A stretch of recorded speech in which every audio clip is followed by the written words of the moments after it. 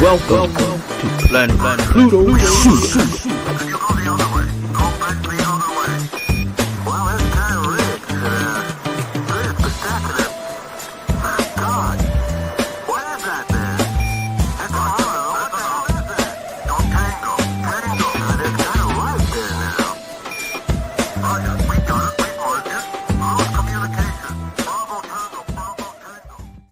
Bravo, bravo, bravo. Whoop, whoop.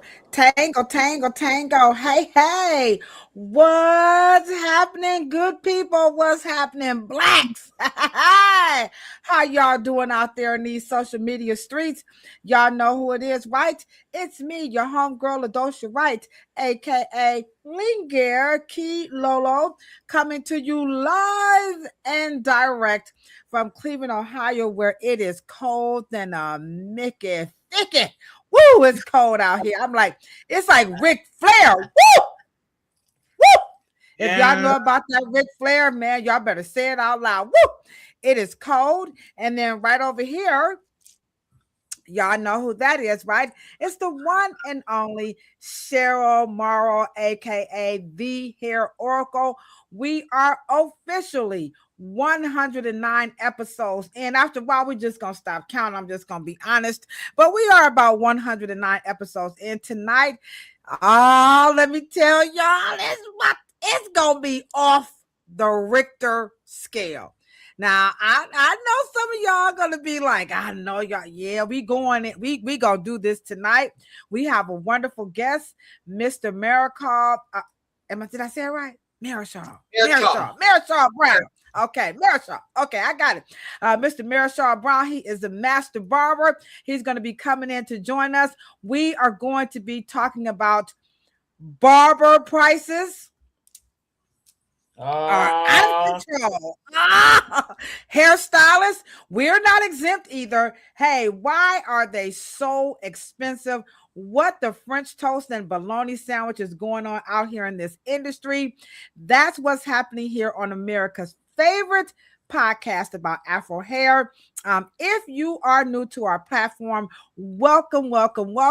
And to all of our hair care, look out, they coming in, they ready, y'all ready for this tonight. Come on in, what's up? LB, baby, I miss you. Mwah, mwah, mwah. What's going on, Miss Lydia? I see you can't. I'm sorry, y'all. Kay came out the gate like, yep. LaDosha, y'all charging too much. Marichal, y'all charging too much. Barbers, they going ham on the barbers like no other. We have our virtual co-host in the chat.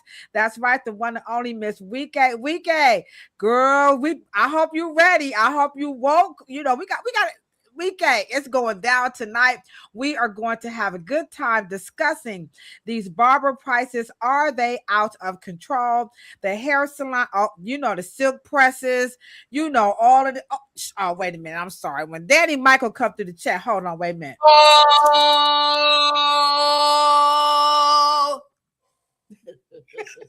Danny like that, she ain't got no sense. That's my ace, my homie, my barber. That's right, all the way in Las Vegas doing magical things up in Las Vegas. Y'all go check him out right there on Instagram. You will love his Instagram. His style, he is just so je ne sais quoi. He down by law. That MC Shan shit. Y'all don't know about that MC Shan down by law. Y'all go check my homeboy Danny out. He's doing wonderful things in the world of barbering. But by the way, that is in Vegas. Oh snap! Did Selena AG just come through? Selena, you know what? We keep telling RDT people, if we get some RDT people come through, the customers, when the customers come through, that just, we bless y'all. So you know what you're getting blessed with tonight, right? I'm going to put it out there now. Selena, when I say this, I be forgetting, right? Tonight, you get a free hairstyle. Come on, let's give it on up to Miss Selena. She represents the RDT hairstyle, so let's give her a big round of applause. But I do have to remind her to remind me because I'll be charging her. Sure. Selena be like, excuse me, I'm not paying for this shit. She has a beautiful family, a wonderful husband. Her sons are wonderful. They cute too. And then, of course, her beautiful daughter, Miss Onitha, she's a lovely songstress. So thank you so very much, Selena. We appreciate you. We get Boston is in the house. She putting the prices.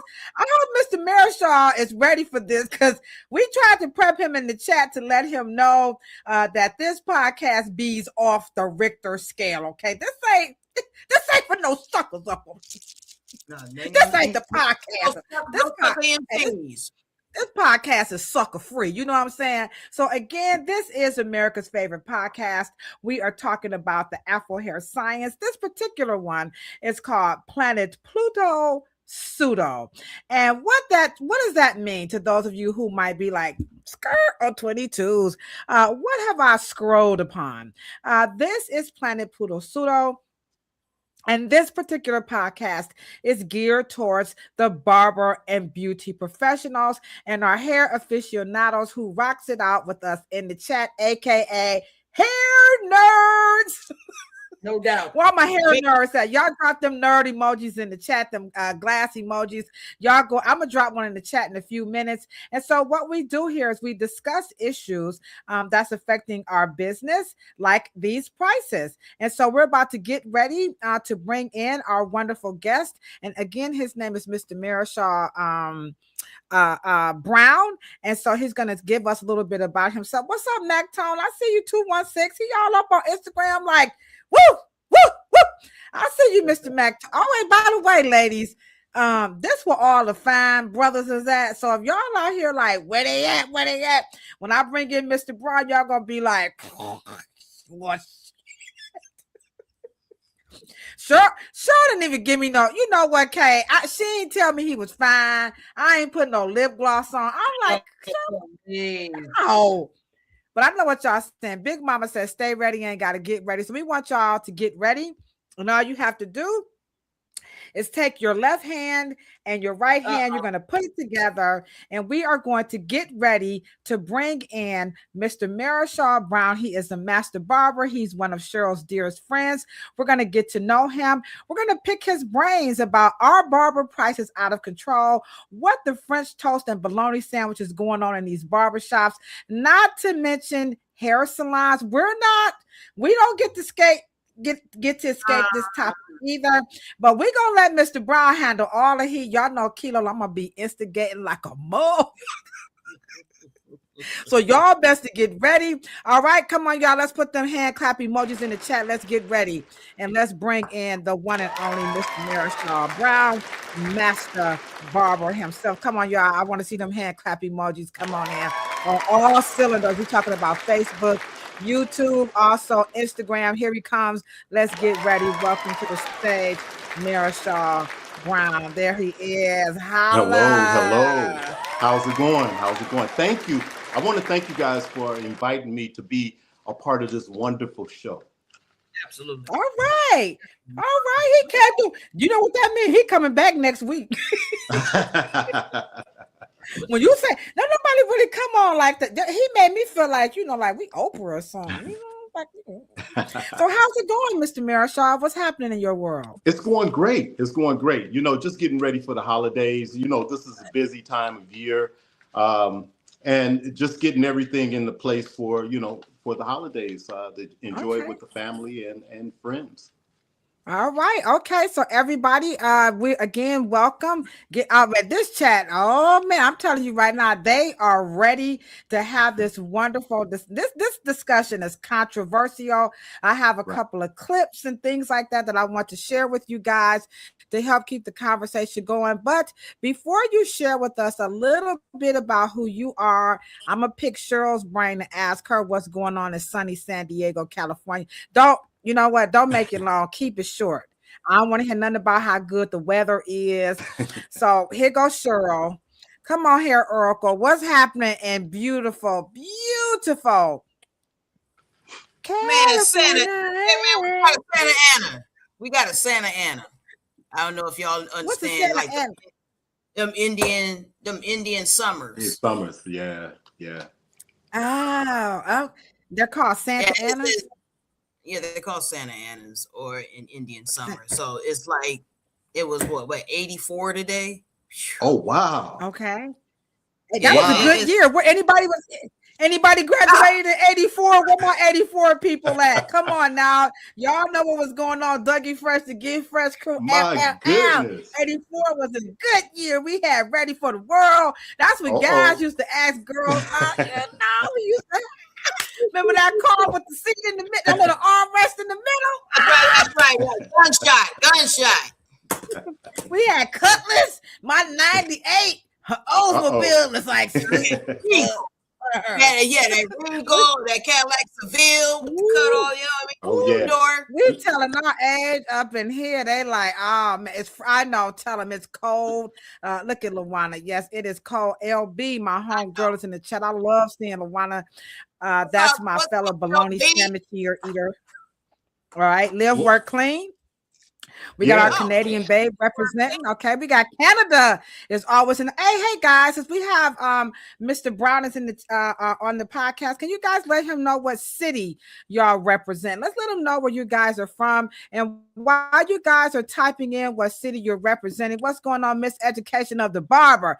That's a dope ass handle. Good Lord, KOB, what's happening, man? Instagram. All right, so everybody, y'all go ahead and drop what city y'all represent. If you want to, feel free to even drop your business in the chat. And so we're going to have Mr. Marichal tell us a little bit about himself as the Master Barber. We get ready to hop into the topic about why their prices are so high.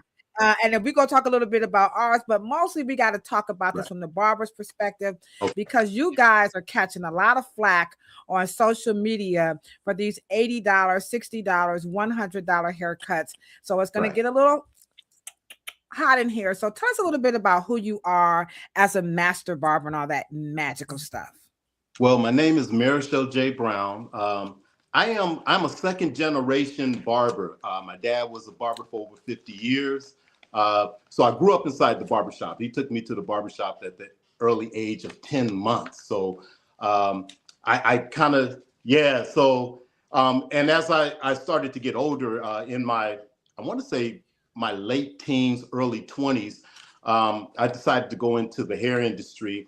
And my dad, during that time, that was the late 80s, and my dad suggested that I go get my cosmetology license, because during that time, perms and jerry curls were very famous during that time. So my first license that I received, was my cosmetology license.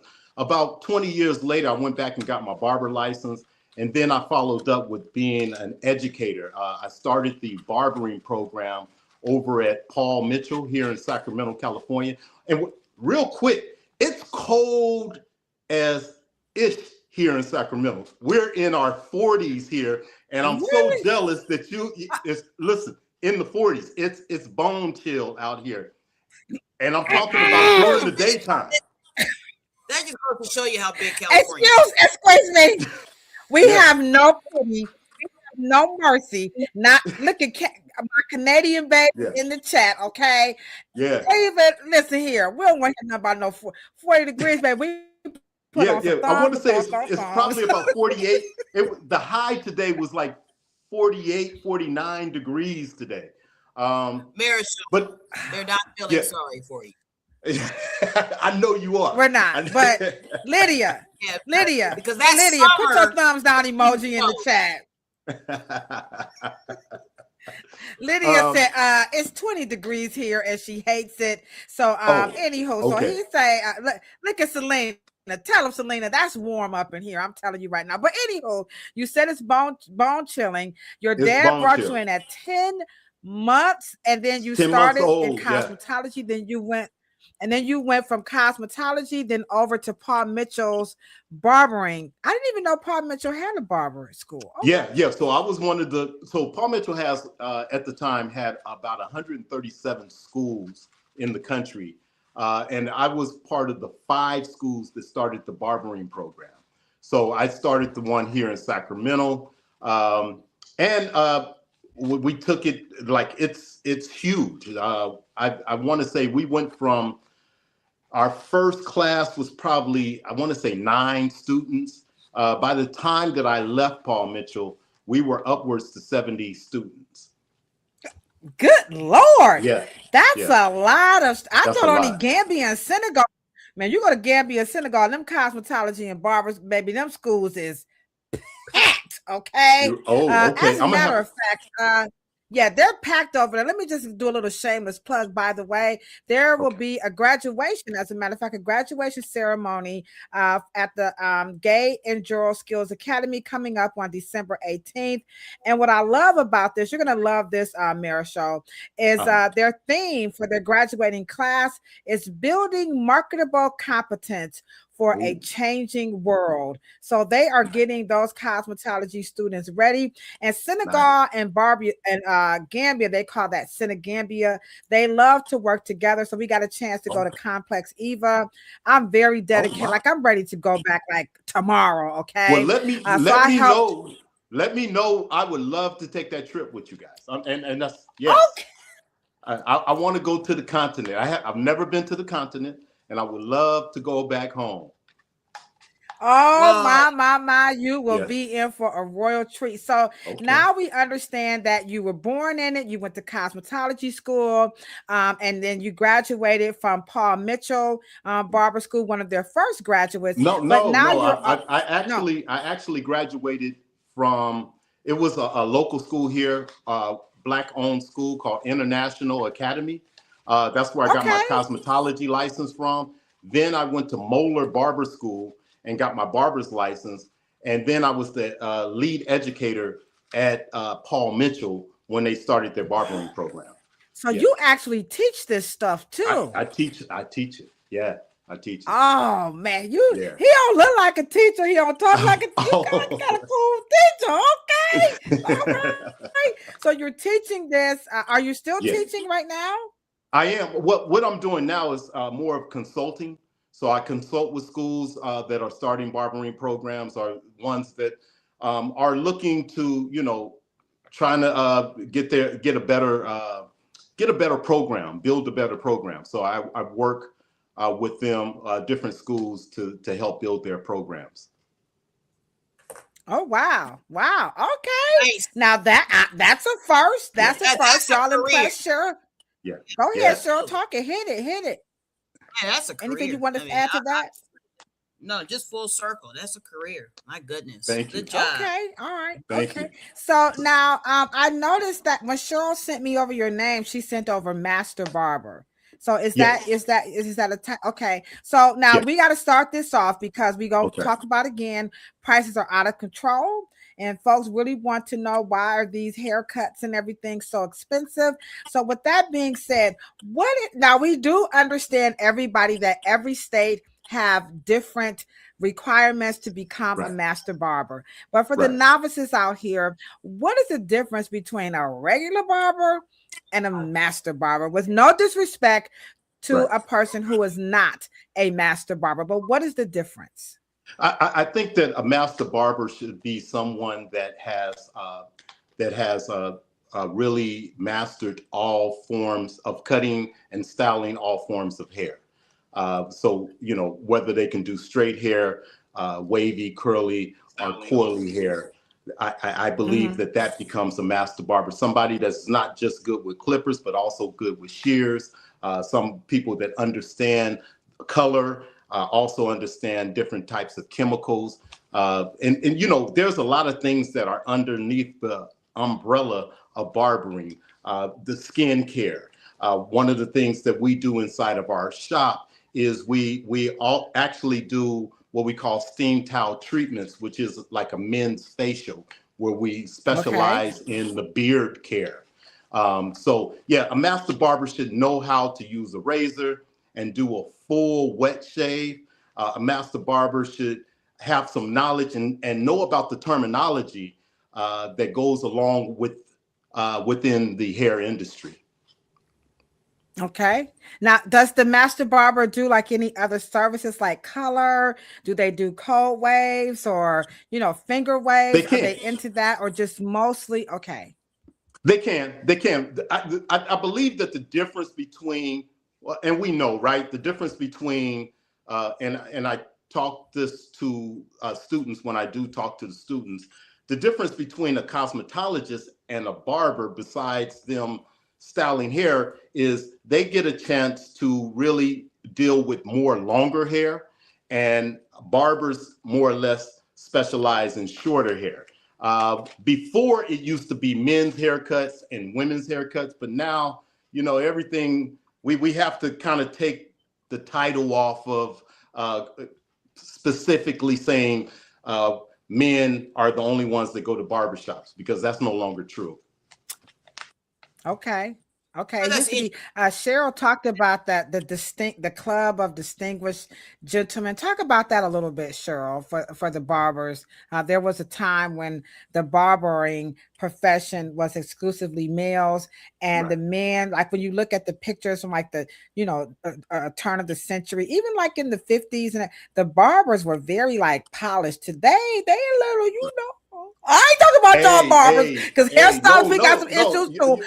You're not throwing any shade at all. You're telling the truth, Okay. right? And All right. When I deal with, like, I have two barbershops.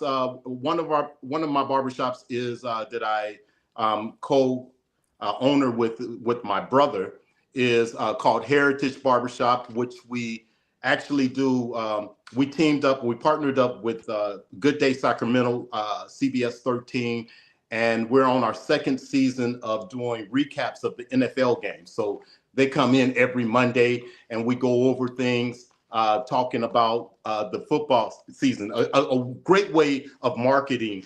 Also, we have our own sports podcast from a barber's point of view. But you're right. A lot of barbers that are coming into the game today, they want to still look like the individual that's hanging out on the corner. And it is about making sure that you have to up your game, right? You got to pull your pants up. You can't come in smelling like weed. You can't come in drinking and sipping. You can, but that's a different level of barber, right? So for one, you were talking about the prices. If you want that high-end quality haircut, then you may pay $60, $70, $80, $100 for a haircut, because you're getting high-end products that are being used on your hair.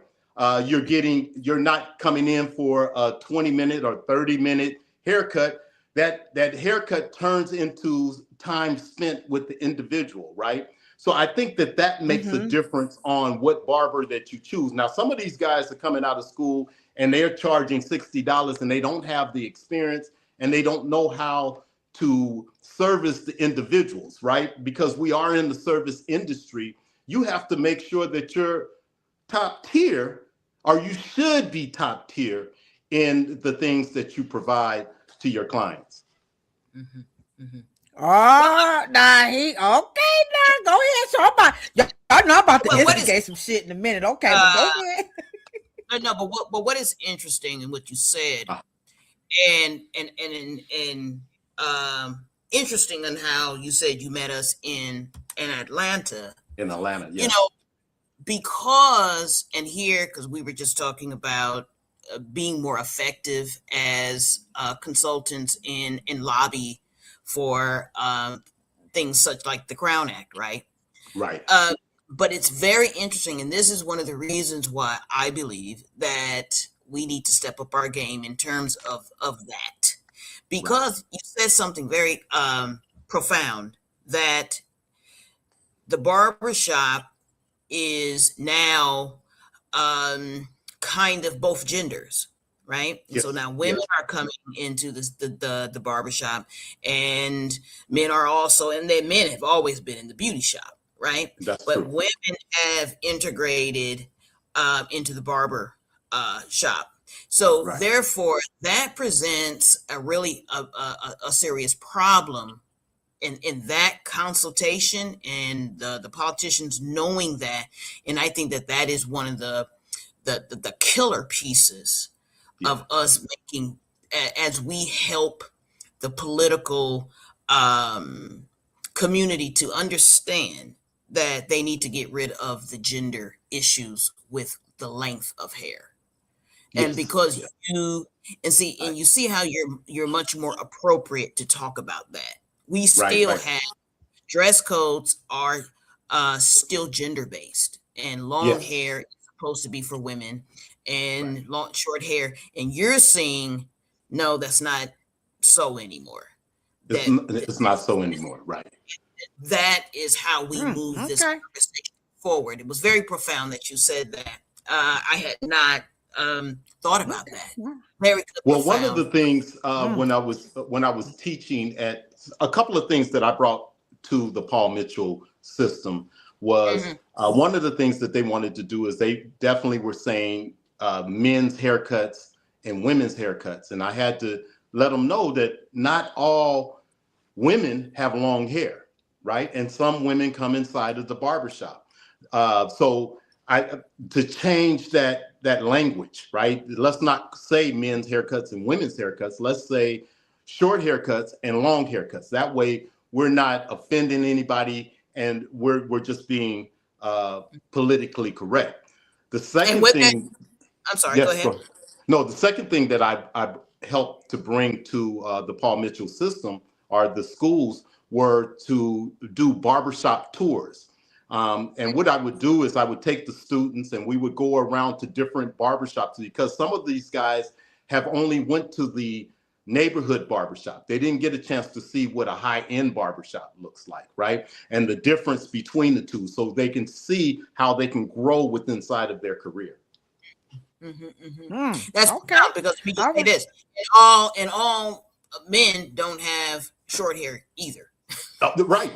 If you look now, if you look at the what the younger generation is doing right now, right? They're tapering the sides, but the hair is long. And I've been telling students this for the longest. That is the problem. You got to pick up those shears. It's not just about the clippers, because sooner or later, being in the industry for so long and being a son of a barber, that I've seen it go from short hair to long hair, back to short hair, back to long hair. So it's this rotation that happens, right? Things change, styles change, right? Yeah, because they're getting a barber style on certain portions of their sides and their hairline, but they're wearing very long braids. And so, all right, but we got to get into the. All right, I hear y'all talking real fast. Okay, now y'all talking real fancy. I hear y'all talking real fancy. But the chat, I hear you talk. I got some notes. Top tier, gender. We can't go gender. We got to go long. We can't say male, female. We got to look nice, and we can't be smelling like weed and all this, that, and the third. So we're just gonna jump. We're gonna move this needle a little bit more, but we got to get to these prices, okay? Because now I'm just gonna play devil's advocate, right? Y'all know me, Lolo. I just gotta stir like coffee.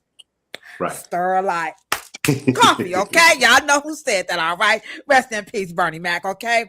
So the thing that we're hearing right now is the cost of the service. So what we need to do right now, because some people are like, come on, get to the good part. Can you explain when you say top tier, okay? Because the brother in the hood is like, well, you know what? Bruh, I got my tats. I smell like weed. I drink a little, Henny. You know what I'm saying? You know what I'm saying? And I'm still charging. You know what I'm saying? So let's break down, top tier and what that could mean, and then we got to go to the actual what gives that cut true value. So number one, what is top tier?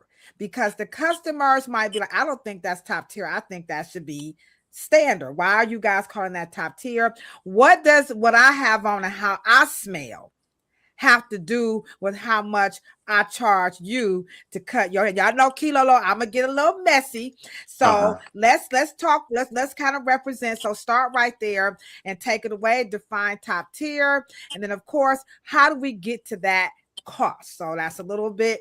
you know, but take it away. And then y'all drop your questions in the chat. Go ahead. Okay. I think experience, one, right? Experience. I think the quality of service that is given. Now, if somebody is smelling like weed, like you were saying, right? Pants sagging and they're charging $100 and the clients are coming, then they're good, right? But if they're charging $100 and they don't have a clientele, then that's the problem, right? So, but you know, people are complaining about $100 haircuts, but there are people that are charging $20. Go find you a $20 barber that's going to do your hair for $20. I don't have a problem with that because I can't cut everybody's hair. So if you don't want my $100 service, that's fine. Yes. Okay. So let me throw one in there.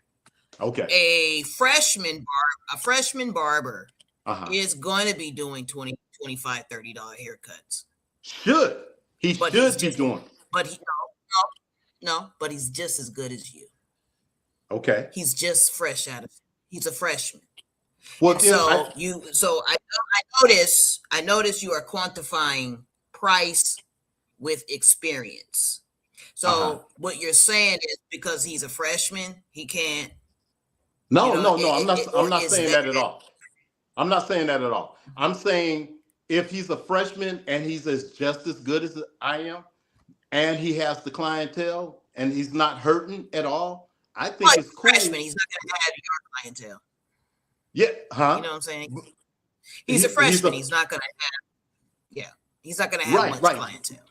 But okay, if he's struggling trying to get that $100 cut, then maybe he should cut back a little bit and maybe do some $40 haircuts so he can build up his clientele so he can make it up. That's what I just said. So I'm giving you a scenario. He's freshman, she's freshman, right? Right. And so they could be about the 22 years old, right? Right. And they are good. So they have top tier skills, but they're not top tier because they don't have experience. Is that what you're saying? No, I think it depends on the area, right? Getting a haircut in San Diego or getting a haircut in San Francisco, New York is going to be a little bit different than getting a haircut in small town USA. Wow. And the church say boom, shakalaka. Come on. You know, preacher brother. Are you in California, New York? Right.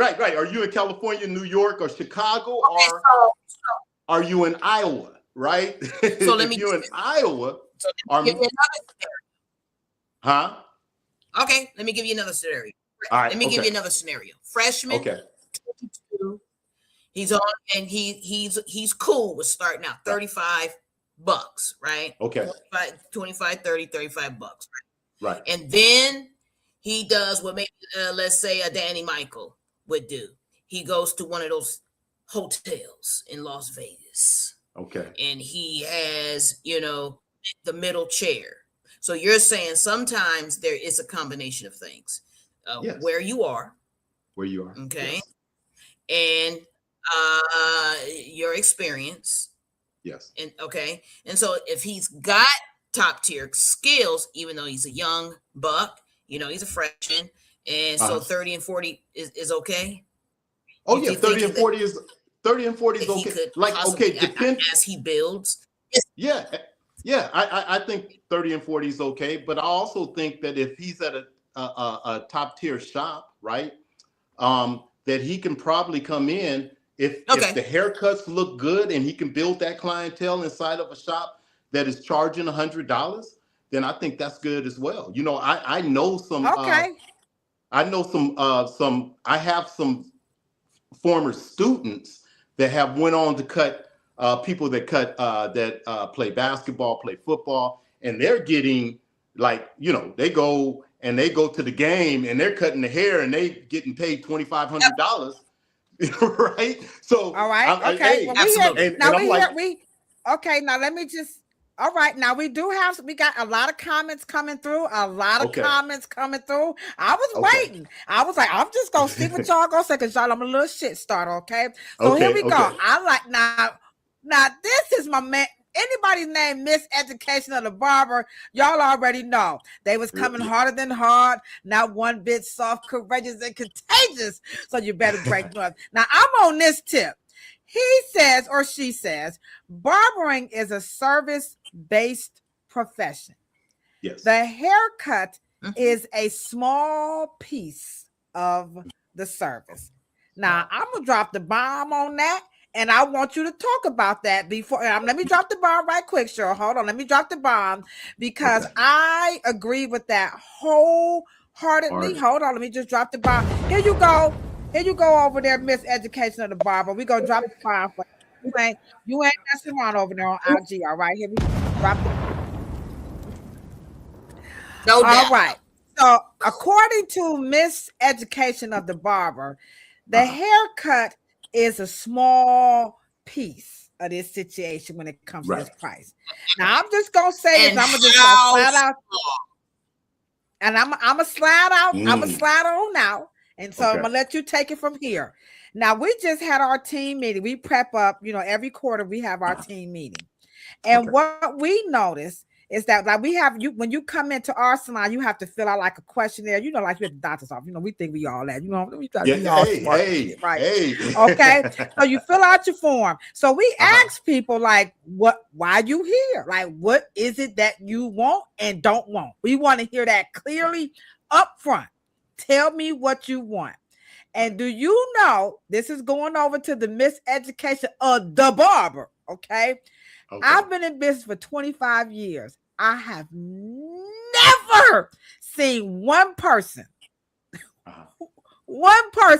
just solely put down hairstyle. That just fucks me up. Okay. So I'm on that point. So I'm gonna let you now this could just be limited and isolated to RDT because we're asking those questions. Our business does not reflect the entire industry. So I want to always put that little caveat out there, but speak to that point because we still have to figure out top tier and why does it cost? Because according to Miseducation of the Barber, the haircut, that's probably like the last thing according to them. So what do you say to that? And just keep expounding upon top tier because we got to get to this price that people are like, barbers are out of their rabbit mind. Right. Okay. So all right, so let's go on. Let's take it from Miseducation of the Barber that the haircut is getting a little bit too much emphasis in this conversation. I agree with her. It is about the experience, right? The experience. Okay, for example, when you come to our shop, you get a steam towel, right? You get a steam towel treatment that goes along with the haircut. You also can get a shot of your favorite liqueur, or you can get a glass of wine. So the experience that it comes along with it warrants the $100 haircut.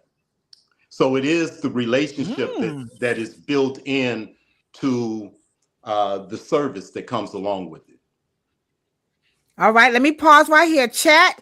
Do you think that the experience, because I'm leaving your comment up because she's still like $100, but now he's saying that this is beyond, he's agreeing with Miseducation of the Barber that the haircut is just it matters, but it's a little bit more. It matters, right. He's going into the experience. How many of you guys agree that the experience definitely could contribute to top tier and why it costs so much? So let's keep it going and let's see what the chat has to say. Do you agree? Yes or no? And Kay, I'm going to keep your comment up. So keep going, Marichal. Okay. So I have. Let me keep you on point. All right. A, experience. Yes. Okay. And B, do you remember what you said? You said quality. Quality, yeah, the quality. Okay. And then C, you added in location. So now quality. Go ahead. Yes. Shoot. Okay. Yeah. So I okay. When I was teaching, there is a guy that would charge $1,200 for a haircut, and I would show this video of the results of the haircut that he would do. The haircut, and then I would compare it to a $50 haircut. Now, the $50 haircut was way better than the $1,200 haircut, but there were some things that the $1,200 hair service was connected to. One was the 6th degree of separation, right? It was who else this guy also serviced, who was his clients, right? And that was part of it. It was the products, the quality of products that he was using. It was that he was a celebrity barber, right? It was the experience, like you go in, he would also give a manicure. He had a manicurist that would give a manicure and clean the nails and take care of the hands. So that changed the price, and his salon was in Manhattan, right? So he changed, you know, his price of $1,200, even though it wasn't a better haircut than the $50 haircut, because of who he was and who he serviced and where he was, warrant the $1,200 haircut, and people paid it. Okay, now, yes, I'm going to challenge you. Okay. All right. So, because of course we want to, this is the encouraging of people to get in and to become smarter, because sometimes, you know, I had elevated to that point. I did not enjoy that part of my career. I did not enjoy it at all. But so we are quantifying it, Mr. Master Barber. Okay. We're quantifying it because you moved it, and it's actually about his reputation or his or her reputation. It's reputation. It was about, even though he had quality, it was a good haircut. It just wasn't a better haircut than the $50. It was a good haircut. It wasn't, So the quality was there. And the experience of the person going into the salon and the time that was spent, right? So the $50 haircut was done in 30 minutes. The $1,200 haircut was done in an hour and a half. Right. So the time spent with the individual, right? He's getting a glass of wine, you know, all of these things that are going on, that it makes it a little bit, you know, costly to go to this salon or this barbershop. So it warrant that price. Absolutely. And so the funny part that's happening in this conversation is that obviously those are two different clients then. Those who want an experience and don't want to pay for all of that pomp and circumstance. And then on top of it, she just wants to get in and get her haircut in a quality. She wants that $50 haircut. Right. And she wants to get it. And so, so are we understanding that this industry, is the industry supporting both? I the think 50 over tier and not necessarily quantifying them by luxury offerings, but that there's still good quality haircuts out there. Yes. That's just very, and we're not separating them by top tier, or we're not like style shaming. No, we're not style shaming at all. We're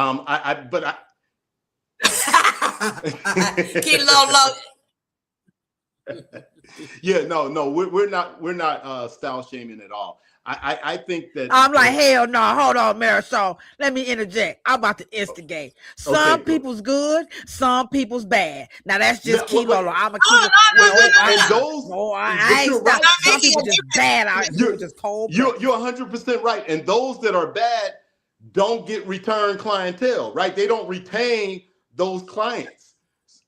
They don't tip them and they don't return. No tip. So let me let me just say this as you go along. This particular podcast, again, it is for the professionals, and we are blessed to have our hair nurse, our hair aficionados in the chat. We got Kay Washington that is saying, I'm not looking for an experience. She wants that haircut in and out quickly. In the industry, now you let me know if you agree as we move this needle along, and I'm going to show a clip, all right, that speaks to what you and Cheryl are saying, all right? We have what we call the 3 R's. If you are in the industry, please write this down. Well, Marichal gonna let me know if Key Lolo is all, on or off point, all right? Write this down, okay? And let me know if you think this is a good formula. When it comes to the quality of the service or the actual cut itself, you got the experience and then you have the haircut. Either way, Cheryl just pointed out, Marichal agreed. The industry supports both types of barbers, just like the food industry supports the Greasy Spoon, McDonald's, and Ruth Chris. There's a space for everybody in the market. But 3 things must take place when it comes to the professional side. You got to have retention, retails, and referrals. That's the 3 reasons why your service is around those 3 areas that's going to determine the cost. I'm going to repeat this again. Retention, are they going to come back? Are they coming back? That's going to determine that cost, okay? Are they selling you what you need to maintain that cut, that beard, that hairstyle at home, or do they just say deuces, okay? And then referrals. Are those customers able to get people to come to you, or do they just, you cut their hair and they don't send you anybody? 1 or 3 things must take place. Now, if you're in my chair, you ain't sending nobody. Get your ass. No, no, seriously. If you're good, they're gonna send referrals. We also did in our research. They become a walking billboard for you, right? Exactly. Yes. I still say word of mouth reigns supreme over social media, over Google searches, and we did our own in-house, count, and it showed that the number 1 way we get referrals is through word of mouth. So, with that being said, retention, retail, and referrals, this is going to give that service, that value that the customer may not be aware of why that price is that way, because this is what's giving that actual cut the value. So let's take it a little bit more when you talk about the price. You were going a little bit more into detail about the difference between the beginner, the intermediate, the celebrity, people who are saying I don't want that. So expound a little bit more, and then I'm going to show a clip about the $100 haircut request. Okay, I will talk about each one of them. So the retention is very important, right? Because that's how you build your clientele. You need to retain these clients for them to come back, right? And that way you're building clientele.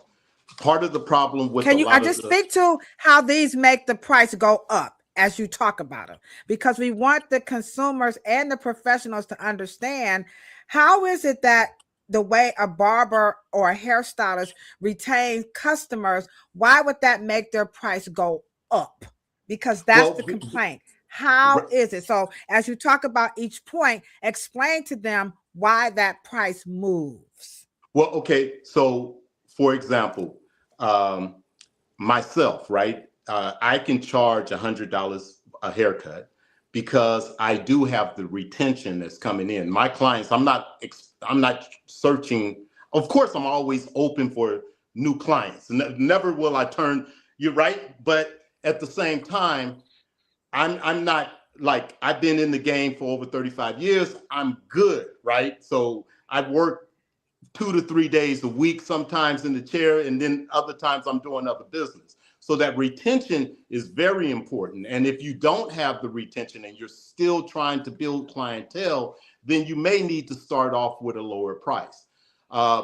Retail, now, a lot of black barbershops, one of the problems that they have is they don't do the retail. And I do preach. Is that true?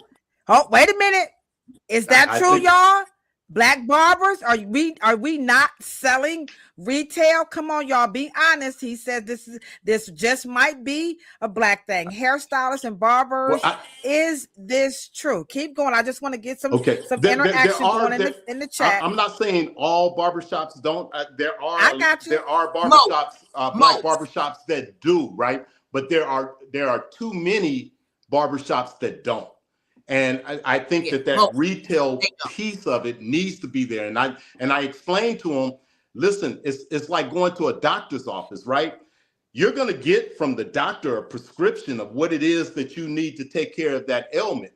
Well, if I'm taking care of your hair, the client would rather get the product from me than going to a Target and standing in front of all of these products and guessing, right? Because I should know the ingredients that are inside of the product that's going to be helpful. Do you really believe that men and women that come into the barbershop, do they really want retail? I'm just being messy, y'all. I'm being a little, because hair salons, we sell retail like it ain't. Not everybody, but I see so many times, right? And this is me dealing with all of my barber friends that have barbershops across the country. I see so many times that even if it's just say 30 or 40% of the clientele that comes in, they're getting their products they'd rather get their products from the barber because the barber is what's making them look good. So should know if that product works for that individual. Like some of the shampoos that are out there, right? Some shampoos cause dry scalp. Now, if the barber knows that, right, he can advise his client and let them know. So I think it's more when we talk about the quality of what the barber's knowledge is, right, and the information that they're giving to their client, because we're supposed to be able to help themselves when they're not at the barbershop. They shouldn't just look good after leaving the barbershop. They should be able to maintain that until they get back to the barbershop. And that's one of the things that I really push. And then what was the last one? The last one is you got retention, you got retails, and you have referrals. We're talking about what's giving it value. We hope you guys are getting a full picture, okay? Right. So this is why one barber's price might be. Now he talked about location. Right. He also talked about skill set. Then we also had miseducation of the barber. Say, to be honest, it's not necessarily always focused on the haircut. Now we're giving you guys the inside scoop of what's making that barber and that hairstylist service have value. We're talking about, are they in hot demand? Are they selling you what you need to look good beyond the chair? Okay. Right. And then the last one, are y'all out there like Pied Pipers? Are y'all out there like if you ain't going to LaDosha, if you ain't going to Cheryl, you know what? You ain't getting your hair did. So he's going to talk about referrals and how that contributes to the cost or the value of that service. Okay, we're doing good here. We appreciate you guys. By the way, go ahead. We'll do that later. Keep going. I'm sorry. All right. Okay. So referrals are very important. Love you, Danny. Yeah. Referrals are very important. I do I pass out for every new client. I give them a couple, 2 or 3 cards.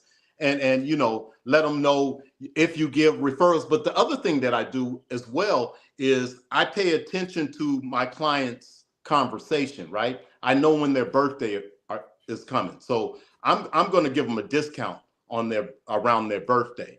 So there's things that I'm giving now that they go and they tell their friends, right? So I do talk about, in a sly way, about, hey, here's a couple of cards. If you know anybody, let them know that this barbershop here is for you. I would rather keep those haircuts inside of my barbershop, even if it's not me doing them, right? I would rather have either my brother or the other 6 barbers that we have at the shop and keep that money circulating, right, inside of that shop. Oh, sure, he went there. That's real. And I've seen barbers get our not just barbers, right? Fighting over clients and things like that, right? And it's like it's all about how do you retain the client? How do you send out referrals or promote yourself? You know, all of those things matters. All of that matters. We call them the 3 R's. Before you get to that point, VK is in the chat saying, if you are absolutely loving Mr. Marichal Brown and all of the wonderful advice that he's giving you guys to understand why these services cost the way that they cost, whether it's 50 or 100, I think you guys are starting to get the gist of it. But Cheryl's going to show you guys what you need to do right now before VK jump to this computer and get us in a whole bunch of spanky wanky. Here you guys go. Do this right here to help change the narrative about why these prices are the hell out of control. Here we go. Can I add?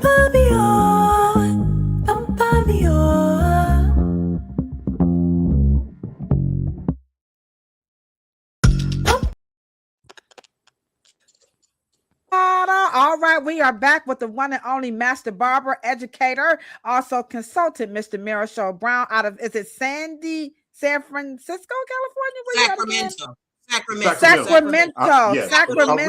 Originally from San Francisco, in Sacramento though, right now. Yeah. All right, the rice and roni treat, San Francisco. Yeah, that's my home. That's where I'm originally from. But I'm in Sacramento. Okay, all right. But he's from the original rice and roni. Okay, all right. So you wanted to say something right quick before the commercial break. What was that you wanted to add to this topic? Well, I you know what? I was thinking, I can't remember exactly what it was that I was okay. I was going to say. All right. So what we're doing is let me add something. Let me ask you a question. Okay. So other words in Ladosha's retention, retail, and referral. You're even going as far as to say, which is I think is key, is that you will even help your fellow barbers because you feel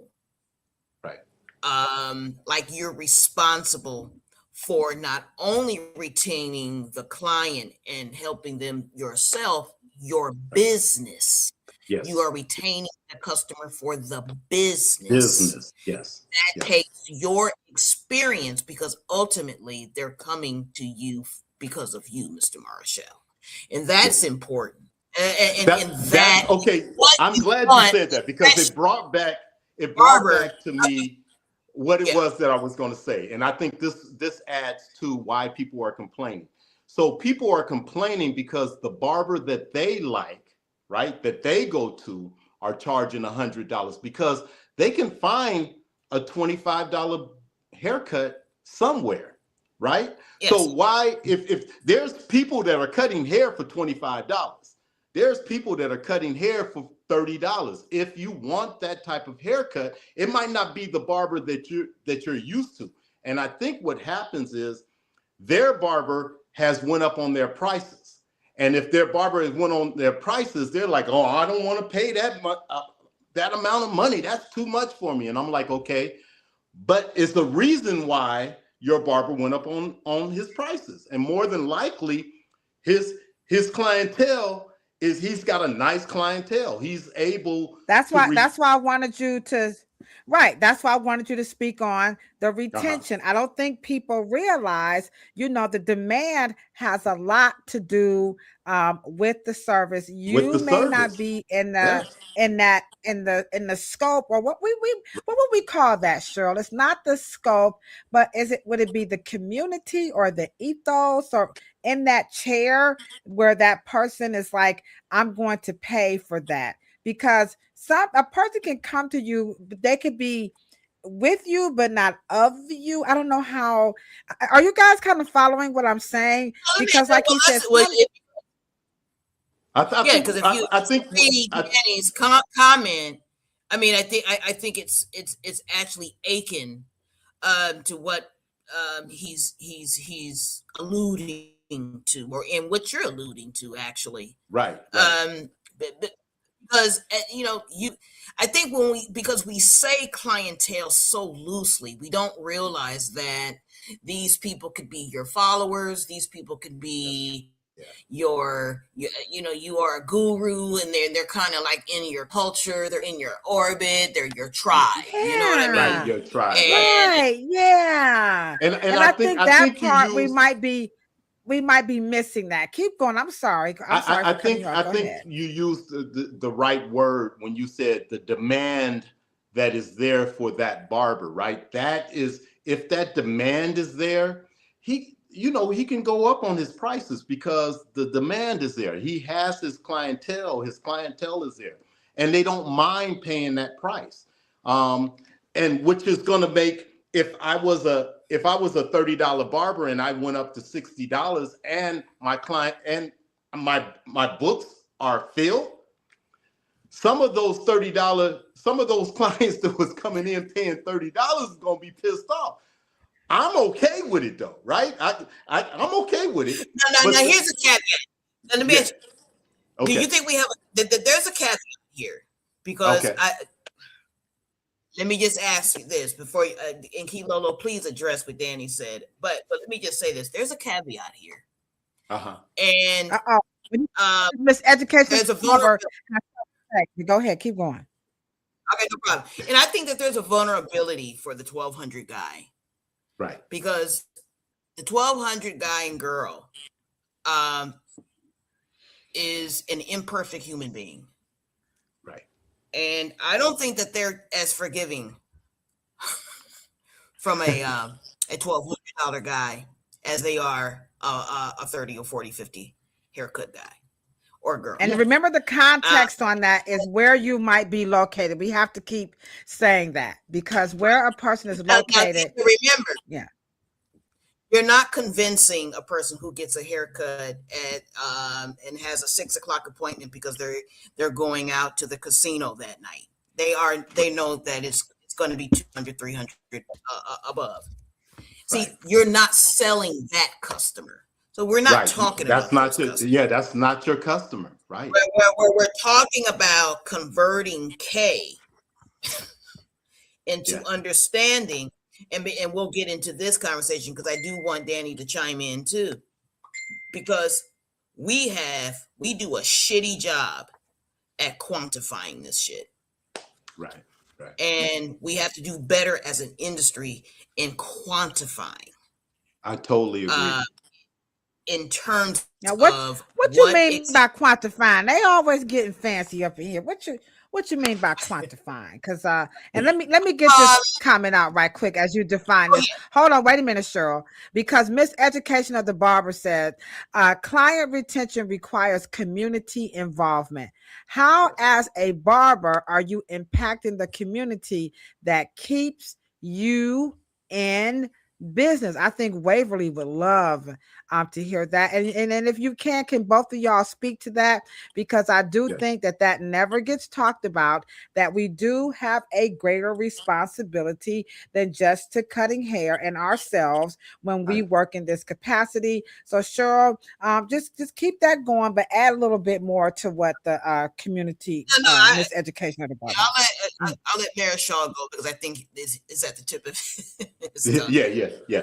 So, okay, for example, some of the things that we do inside of our barbershop is we have partnered with the Confess Project of America out of Atlanta, where we deal with recognizing people that are going through mental health issues.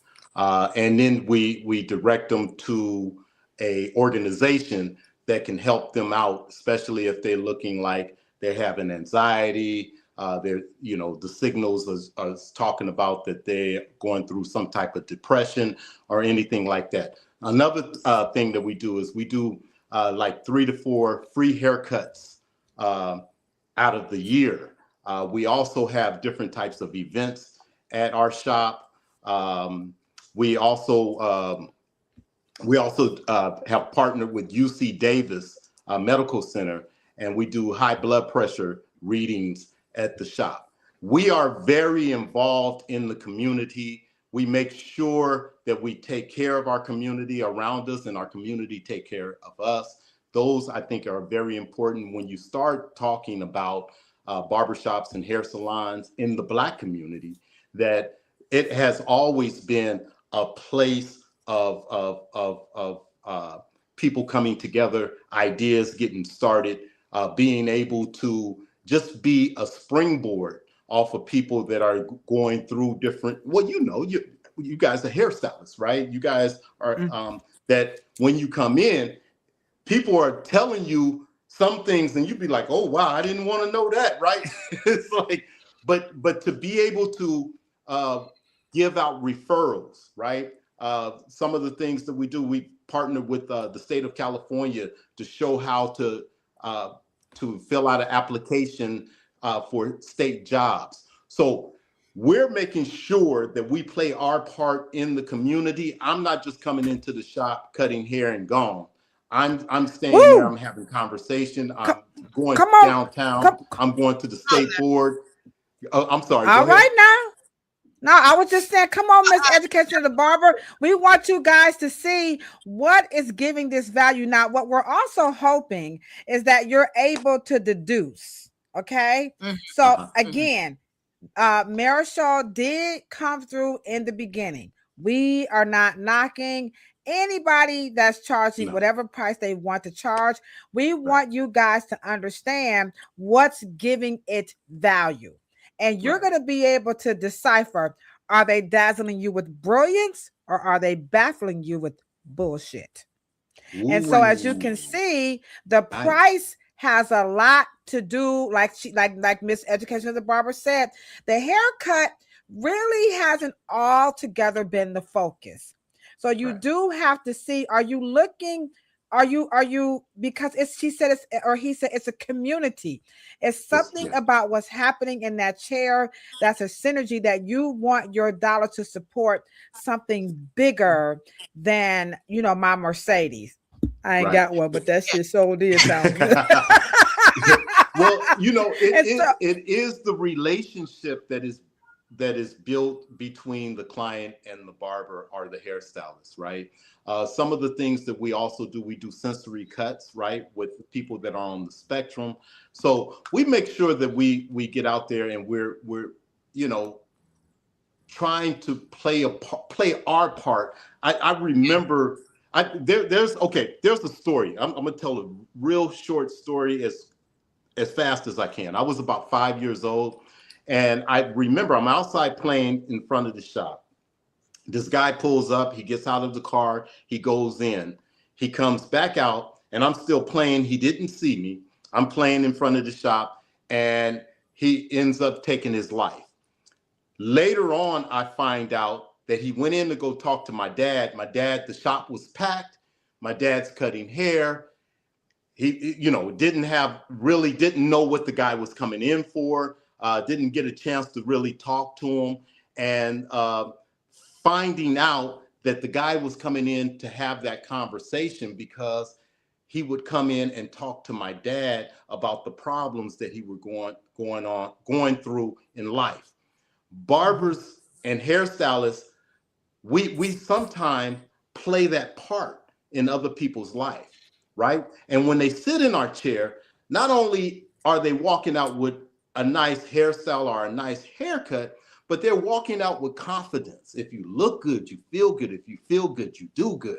All of those things play a major part in people's lives. That relationship that you have with your client means a lot to your client. And that's what's going to give it that value. Now here's a video that I'm going to show. I'm going to show them back to back. All right. And you guys we're going to kick it up a notch. We're doing pretty good here. We got about like 20 more minutes. Yate, I had to go into the inbox because me and Wike was like, we need Yate in the chat. And by the way, in case you're wondering, her name is Real Roots. She has a dynamic podcast right here on YouTube, also on Instagram and Facebook. It's called Real Roots, and it's the Female Barbers podcast, which is not a lot going on, but we needed to have her to come into the chat to just really help add some content to this conversation. Danny is also a barber. You can follow him again right here on Instagram, and that is Danny Michael, the barber. Does wonderful, wonderful work coming out of Las Vegas. So Yate, thank you so very much. So let me go ahead on and show these two clips, and then we're going to keep this messy conversation about barber prices. They're a little bit out of control. Y'all charging too much for these hairstyles, and we hope that Mr. Marichal, the Master Barber, is giving you guys some wonderful context to why it may be costing this much. So let's show a couple of videos to keep the conversation going. Number one, $100 for a men's haircut. Here we go. And how much is this again? Just $100. Girl, she thought I was paying $100 for that cut. I didn't even give her a chance to take this neck tape off. Girl. Anyway.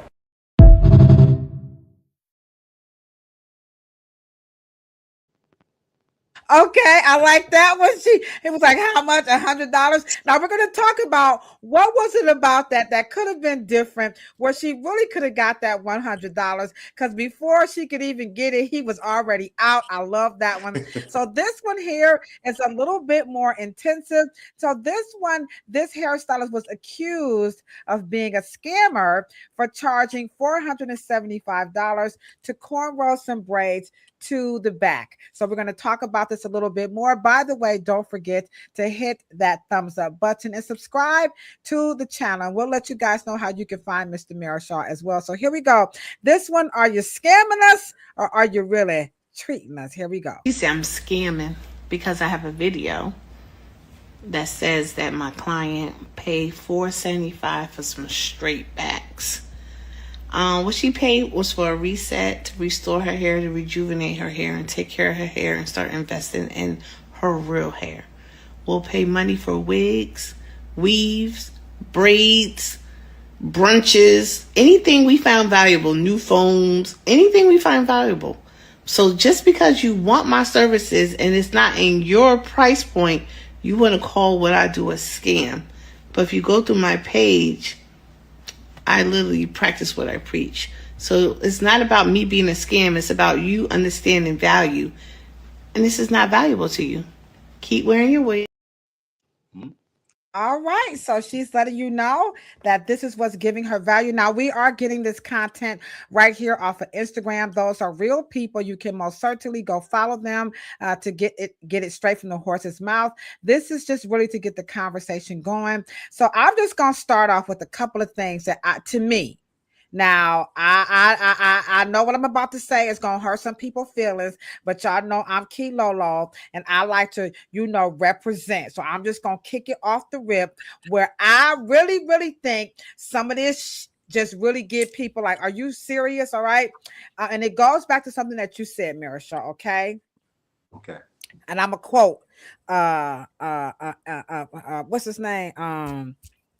God, why is his name? His name just escaped me. What? Wait a minute, Stroke. What's the rapper's name? The white guy. Oh, he said Eminem. Okay, Eminem. I was a little bit excited. Eminem. He says, "You better lose yourself in the music. The moment you want it, you better never let it go. You only get one shot. Do not miss your chance to blow, because opportunity comes once in a lifetime." So to me, when you only get one shot to make that first impression. And personally and professionally, I think the number one reason why people really get challenged on their prices is the way that they look as a professional. And I'm not going to apologize for this one. I think if you're talking about you're into this hair loss expert, you're a barber, you're a colorist, whatever you want, I don't care.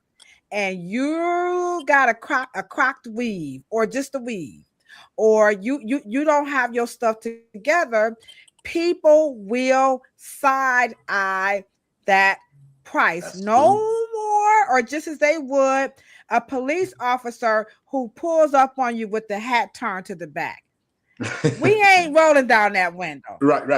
Now, folks get upset and say it don't matter. I believe that the bulk of the clapback that some professionals get about their pricing has a lot to do with their image, be it superficial. I don't really, that's that, but you have to just keep it 100 when you look at both of those videos. I mean, I could be wrong, but I do think that image plays an important role. Cheryl, you let me know what you think, and then Marichal, you let me know what you think about, does image really contribute to the value? Sometimes you can look a little bit too plasticky, a little bit too tight. You gotta, it's that right balance of value. I think that people will side eye a situation. So Cheryl, give us your thought. Let us know in the chat, do you think image matters? I don't think people would trust me as a colorist if you have a weave one, because when I do the consultations, I have people say to me, how you gonna tell me about coloring my hair when you got on a wig? And I'm like, oh no, Shaniqua, no. And they go, oh, I'm just saying. Okay, so Cheryl, what's your take on image, how the hair looks, all of that? Does that give it value, or am I just superficial? Yeah, it's unfortunate that beauty school or beauty college or any other higher learning in the what we call beauty culture, they do not address dress your future. They don't address fashion at all, and how powerful it actually is. I mean, I think the schools are afraid, Cheryl. They might be afraid that if we make this a dress code, that the students won't show up because maybe they can't afford the clothes. I think maybe that's why some schools, sure, like bullshit. Okay, let me shut up. No, but I think uniform is in the price, right? Yeah. I mean, yeah. I mean, So yeah. I just. But let me just finish my point. Okay. But just in terms of us trying to make sure that we could cater to the future of what kind of professional they want to be, and for them to be able, even though you may have what we call a professional color coded black pants, white shirt, because I know that in New York, I mean, you couldn't work for top tier salons unless you do, but it was what we call, it wasn't a uniform. It was a costume. You are a character and you're playing a part, and they want you to represent their brand.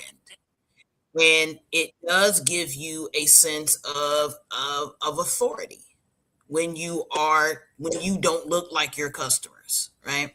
But I mean, but the smock, the apron, it's bullshit. You don't feel like a professional. You don't feel like a tresseur. You don't feel like a coiffeur. You don't feel like a tonsorial specialist. You don't even feel like that. And so, I mean, think they're called, like, back in the day, they used to look like a nurse, though. Sure, isn't that where that comes from? Where back in the day, cosmetologists used to have to wear, like all white, and like it had that aesthetics. I think, is that where that came from? I'm just. That's early. That's early on. It depends on the proprietor. But my point is that there is not a mental shift. It's just like if you guys watch the great fashion, that's what fashion is supposed to do. It's supposed to get you physically and to change switch and adjust your posture, your shoes. And I mean, it's all a part of it. The problem is that in the last segment, when we were talking about community, when you have owners such as yourself, LaDosha, and such as Mr. Morrow or a Marichal, he kept saying we.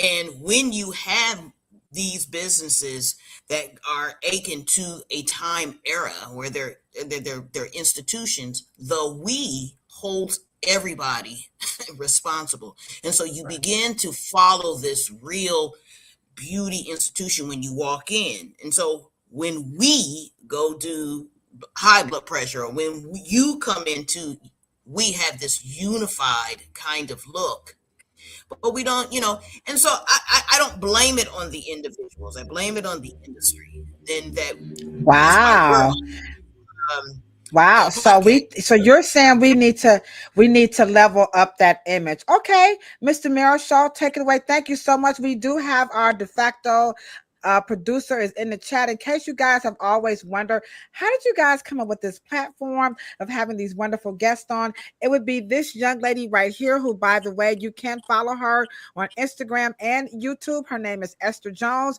and we always like to give her a nice, quick hand clap, because this was her ideal to Cheryl and I to bring people on. So, Esther, we always want to thank you so much. Be better. And this is what part of our job is in the industry. So, Marichal, you take it away when it comes to image.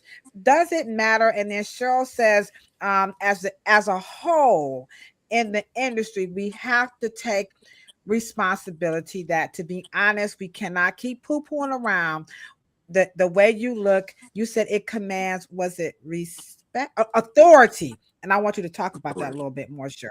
But okay, so you take it away, Marichal. Yeah, I think it does for the responsibility, but also the accountability, right? And Cheryl's correct. The schools do not spend enough time on talking about the image. Building your image is also something that attracts your clients, and you're kind of able to, it's kind of like, okay, if you're going to a garage to go get your hair cut, you're not expecting to pay, $100 for a haircut by going to somebody's back inside the garage, right? So I think the imagery, the space that are the location of the barbershop, our hair salon, the city which it lives in, the aesthetics of the shop or salon. I think all of those things, and the service, and also, like I said, the relationship that is built in. I think all of those things matter when it comes to the prices that you charge, that one charges, and the haircut, right? The haircut or the hairstyle that you do. Mm-hmm. Absolutely. I mean, my doctor. Cheryl, take us through. I want you to. I'm sorry for cutting you. I want you to expound upon, how does image make you the authority? And when you get ready to answer that, I just want you guys to know that Miss Education of the Barber wants everybody to know that you can follow him or her on Instagram. They offer cut lessons, and they also want to be a guest on the show. So we will reach out to you, Miss Education of the Barber, and invite you to come on. But in the meantime, if you want some knowledge beyond the cut, Miss Education of the Barber right there on Instagram says, show them some love, and we want to bring them onto the show. So with that being said, Cheryl, how does image, you say, create authority, or expound on that just a little bit more? And then Marichal, you can add to that if you agree or disagree. I'll just make a few points. No other industry waits for it to be disrupted at the state level. We don't. There's no industry. Fashion industry does not wait until politicians change uniforms. What changes? Cheryl, you just always gonna bring the funk. Hey, but she's telling the truth, though, right? Oh my gosh, Cheryl, you just cut at the knees. But go, damn, Cheryl, go ahead. Taking no prisoners, taking no shorts. Yeah, I mean, because at the end of the day, we are as an institution, and to Black people, beauty culture is an institution. Yes. It is embedded. There is a lot of historical, archival, cultural, language, energy, music. Everything who we are is embedded into what we do and how we beautify and adorn ourselves. But let me just say this. When you can imagine women being able to style all day in proper footwear, black men in Stacey Adams and in hard shoes, to the point where it's almost like it was the Sunday best. And so we have to reinvent it again. We have to reimagine the institution. How does it give you authority? How does that give you authority? Well, it's just almost like this. Would you give your money, if there was a CPA, would you give your money to someone who showed up in sneakers and in windbreaker? You were not going to trust, your 401k or whatever investments in someone who does not look like they can handle it. Because at the end of the day, right. And I don't, that's why we have to present ourselves as, because we hope our customers are paying attention to what we're wearing. We hope that they're paying attention to our hair. We hope that they're paying attention to our hair. Does it matter? We're going to ask the chat as Cheryl keeps it going. Does it really matter what your stylist looks like when it comes to the price? Are you, if the stylist got flip-flops on, some, what you call them, some biker shorts, a little t-shirt, little belly hanging out with the ear piece, y'all know how it goes. Okay, and they got some tattoos and the see-through, does that really matter? If the barber, got some tats on the neck and his pants is sagging, the hat turn, does that matter? Does it seem the authority that she's talking about? I'm sorry. Go ahead, Cheryl. Right. But it doesn't matter if it matters. Because I don't care. I don't care what if it matters to a customer. Right. Because here we go again. We're talking about price. I have to be worried about the professional who's coming into my industry, and because I can't afford, we have put a lot of time in this industry. So we are vanguards at this point. We've been in 20, 30, 40 years. And at the end of the day, I have to worry about it. Is it going to be elevated, stay elevated, have a nice vertical scale? Is it going to evolve for the next 50 years? And if I let you screw it up, because now we are, just because it's gotten a little lackadaisical or whatever the case may be, at the end of the day, what goes around comes around. And now that they come around, where are you going to be? You're going to screw it up?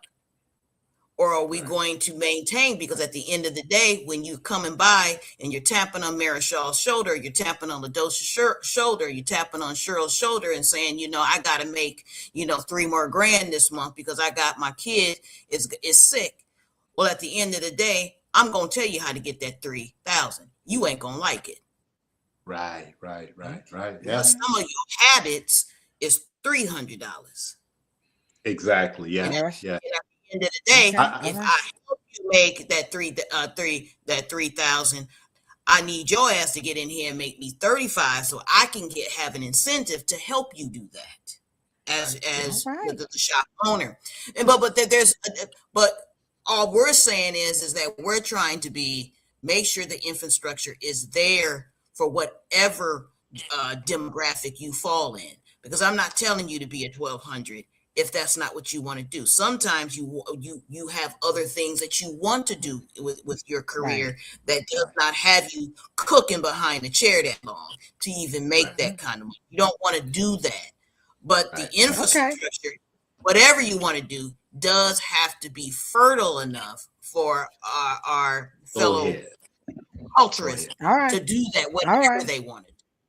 Okay, Marichal, your turn. Does the image, does it contribute to the value of the service? And as Cheryl says, it's about also it lends to authority.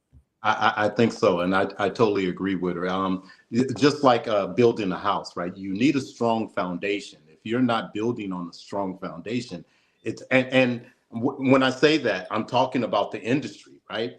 And that's why the industry is so in the position that it's in today, right? They're trying to pull the rug out from underneath us, right? They done went from 1,600 hours, 1,500 hours down to 1,000 hours of school.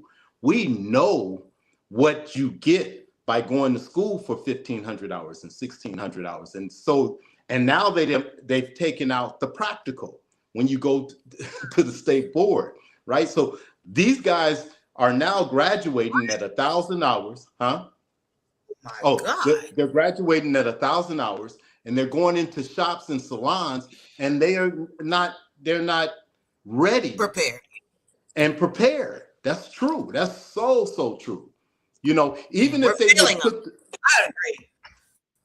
Yeah. even if they put that 500 hours in as an externship, right? I think it needs to be there. I think the practical needs to be there. And the other thing, I think instructors we need to, here in California, need to go back to the licensed instructor.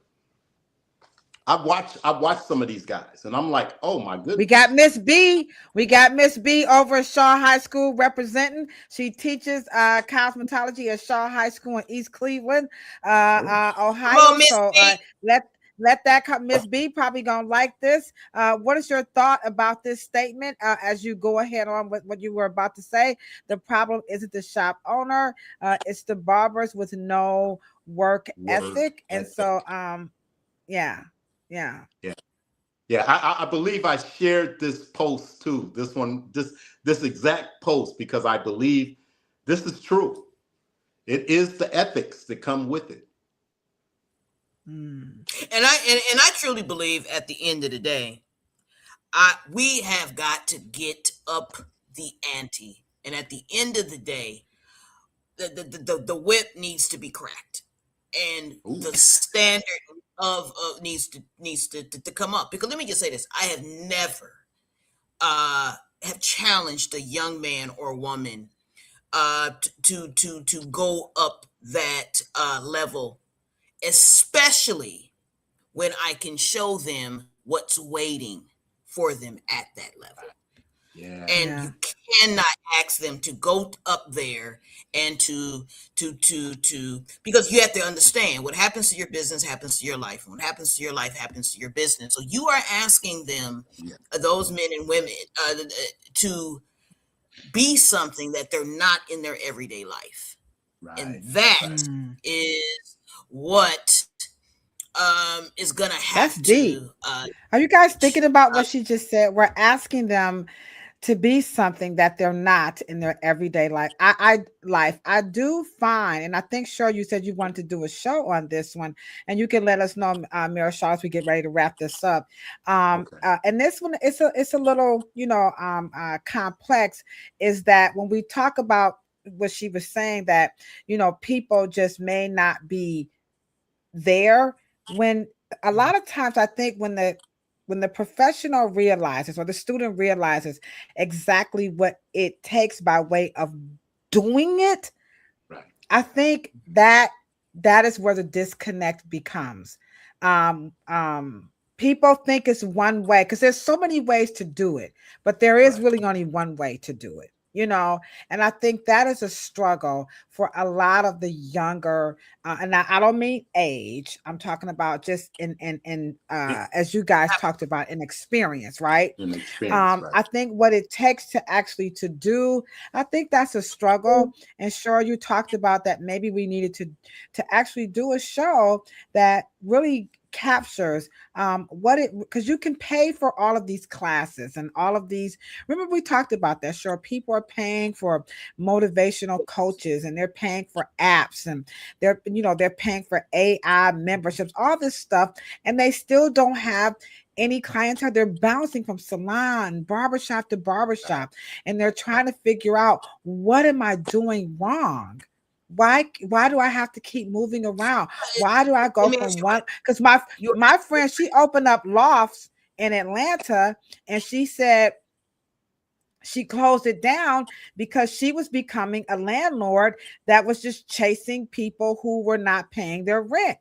And then you have the stylists and the barbers who literally physically are moving from place to place to place, and their heart and soul, they really believe they're trying, and they're just not making it. And I do think like Cheryl said, we have to address what is happening in our industry where people are so transient that they just cannot, nail this thing down. And Marichal, you're saying that, you and I, we're in places where, I had to open a salon because I just had too many customers. I can't do all of these people. But then you have people who they just can't.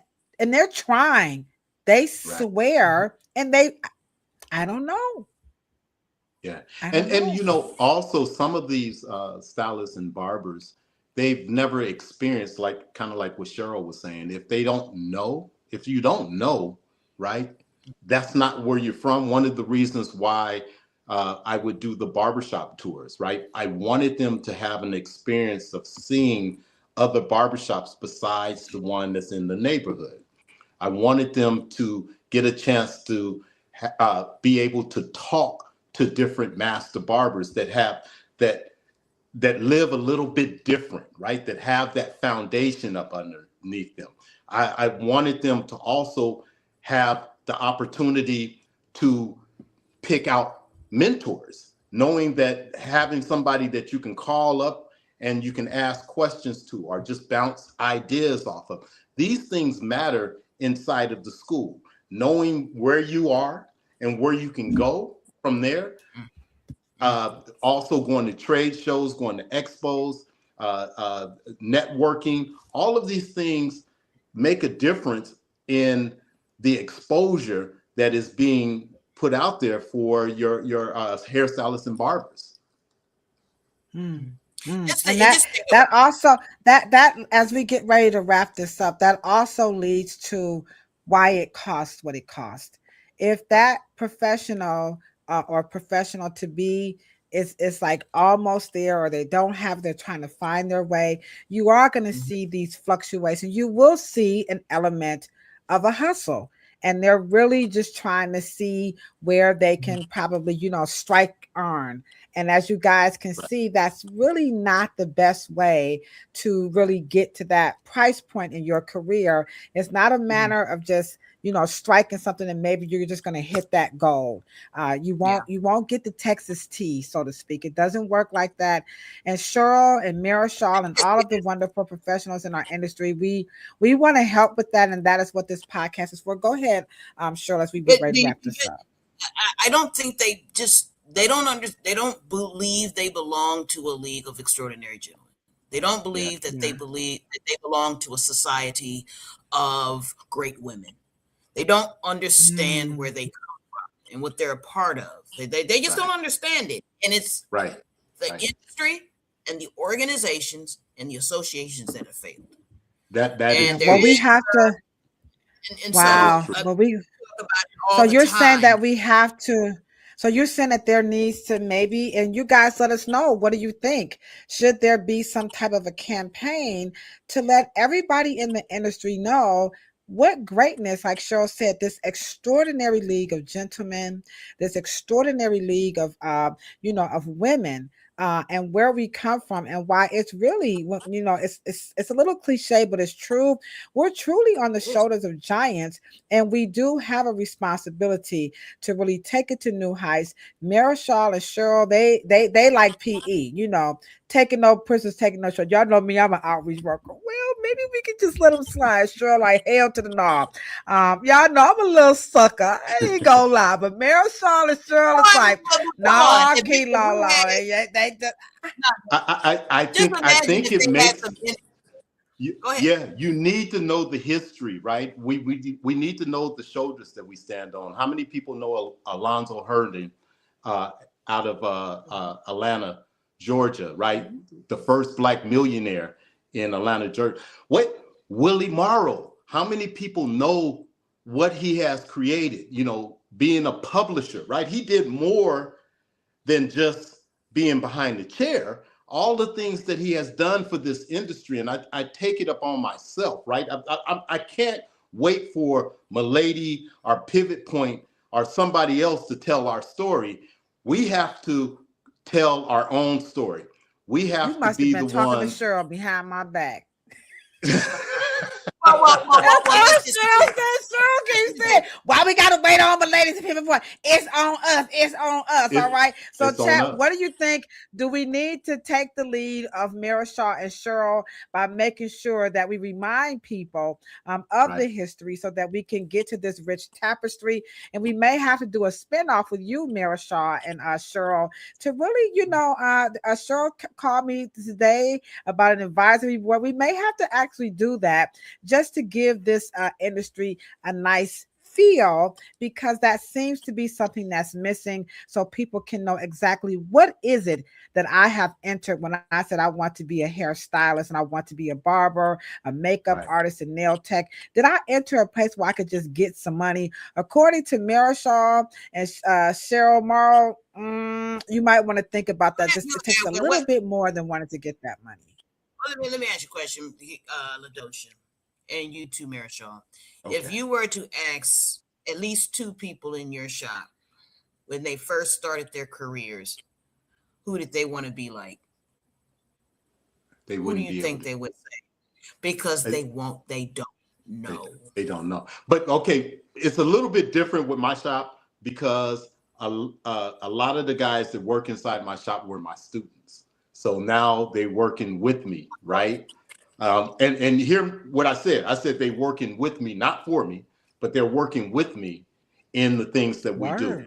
So I give them, I give the students the history, the foundation. I let them know but at the end of the day, right? But they don't know the cuts they created. They don't know what they were involved into the industry. We don't know the relationships that they had with Oyster and Wall before it wasn't even shit, and black folks built those two companies.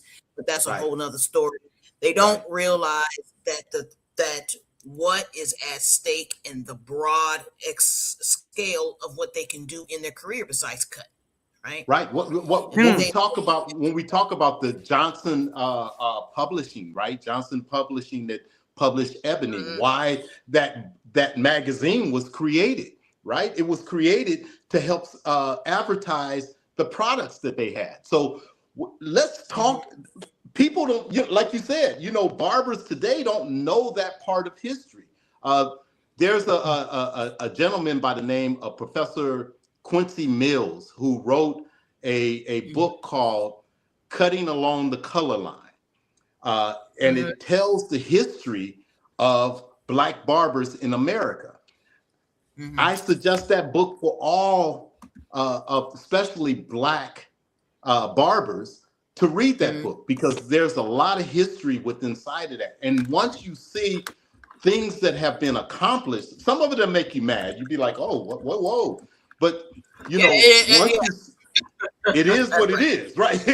Yeah. But once you read that book, then you understand the importance of the position that we play in this country. Right. All right. Well, according to Yate, I'm sorry for cutting you off.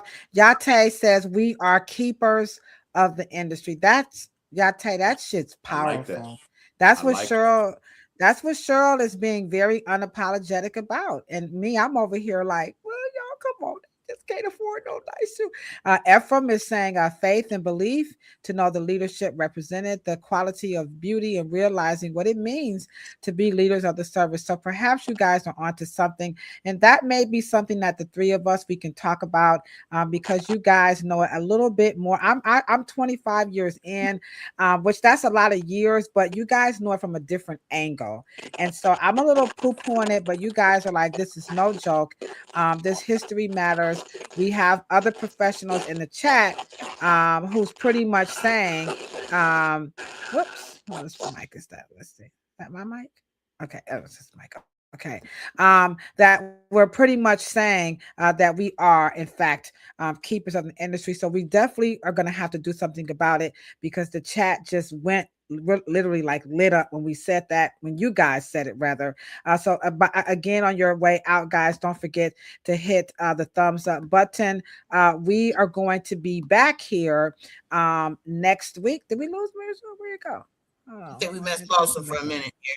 Okay. Okay, yeah, I think he'll come back in. Okay, we're going to be back next week. On Monday, we're going to be talking about the autodidacts, people who are self-taught and they are just self-professed experts. And then when we come back here on Thursday, Cheryl is going to take us through what does Afro hair science look like. I did show a clip of a gentleman who actually kind of talked about that a little bit. So we really want to go into detail as we get ready to get you guys ready for 2026 and questioning and answering, what does Afro hair science really look like? And we got to get you guys ready.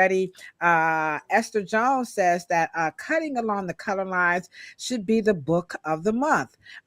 We didn't do that this year. We did it last year. So if you guys want us to bring that back, let us know and we will bring that back. Again, should we do a book of the month? Y'all know I love to read. I got about So Esther, we've asked that if we could do the book of the month. We did it last year. We didn't do it this year. But if you guys want to bring it back, let us know.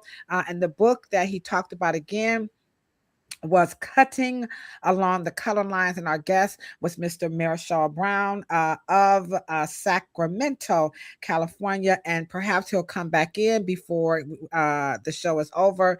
But in the meantime, don't forget, right, Cheryl, we got to make sure that we let you guys know about Mr. Kafele and his wonderful AI event that's coming up. So let's play this a little bit while we wait for Mr. Marichal to come back in. So here we go. Get ready for Kafele's AI event that's happening real soon. From the roots of tradition to the rise of technology, a new era of beauty culture innovation begins. Introducing the first ever African Intelligent Virtual Natural Hair Show, where the art of natural hair meets the power of artificial intelligence. This is not just a show, it's a revolution, a movement to celebrate Black excellence, creativity, and the genius of our roots.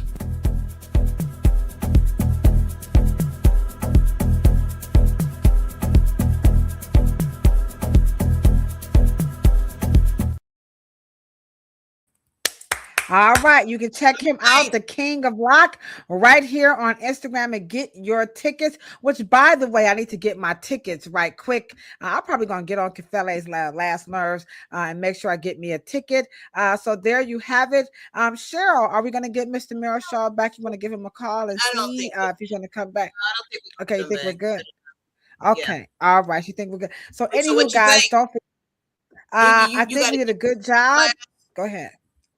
No, you just got to give us what's your last thoughts. What's your thoughts? Come on, Kilo. I know you had some thoughts. Oh, she does. Look at Yate and order her book already. What's up? What's going on? What's going on, Miss Denise West, y'all? How you doing out there, boo? It's time for us to get together. What's happening, Mr. Errol Crockett? Earth, how you doing, baby? We missed you. We're getting ready to wrap this down. We had a wonderful guest on. His name was Mr. Marichal Brown, a wonderful instructor. He's also a master barber, and he definitely dropped the knowledge today about why these prices cost so much. At the end of the day, I hope you guys really understand that it's more to it than meets the eye. We gave you guys some wonderful context as it relates to where the place is located, how much the rent is, of course, who's in demand, who's not. Are they selling you what you need to take care of your hair and your beard and everything in between those services? And then, of course, are you guys making referrals to them? There's a culture, there's an ethos that's happening behind the chair. Also, are they working beyond the chair? Are they a part of the community? Are they doing something to make the community better? Not just by offering free haircuts, but really understanding the needs of the community. All of this is going to play a big role into why that cost. In addition, they also pointed out that because we are standing on the shoulders of giants, and Yate pointed out, we are the keepers of the industry. And then I had to add my last 2 cents. That if they don't look the part, I'm sorry. I think that professional they're questionable. And I just can't make apologies for that. And so that's my take on it. And so sure, you can close us out with this topic. And Marichal, we thank you so very much. Absolutely. We love you, brother. Let me just say this. And for those who do want a 35, 40, there's nothing wrong with that at all. And please go and support your local barber school. That's your price point. And they're great barbers. They're great barbers. Yes, they're in training, but they do have what we call an attending barber standing nearby. And if they get a senior, but the price points are affordable if you are on a budget. And at the end, because we don't skill you just shame. want to support an emerging. Yeah, maybe you just want to support an emerging, student. I was there once. Remember, Cheryl? I was too. I wasn't always Key Lolo. But we do. I was just like, who that girl is. And I wish I, and I may pursue it, but I do know that the school does need disrupting and reimagining. We do need associations and organizations, and we know, and so, and we're gonna get there. We're gonna get there. All right, guys. Thank you so very much. You all have been absolutely wonderful. We appreciate all of the support. Week A says, don't forget, please like, share, and subscribe on your way out. Everybody on Instagram. And again, we thank you guys so very much. Yate, I went to the chat and begged you to come in. And thank you so much, because you definitely left us with something to think about. And I'm going to put that back up here so we all can see that. That to me is the biggest takeaway, is that we are keepers of the industry, and the value, like Cheryl said, it's up to you. But now you understand why some things cost and don't cost what they cost. All right, guys, you know what we say when we're signing out here on the Afro Hair Science YouTube channel, Planet Pluto Pseudo, and that is good, better, best. Never let it rest until your good is better and your better is best. And we'll see you guys Monday as we talk about what? Them autodidacts. All right, deuces, my good people. Bye.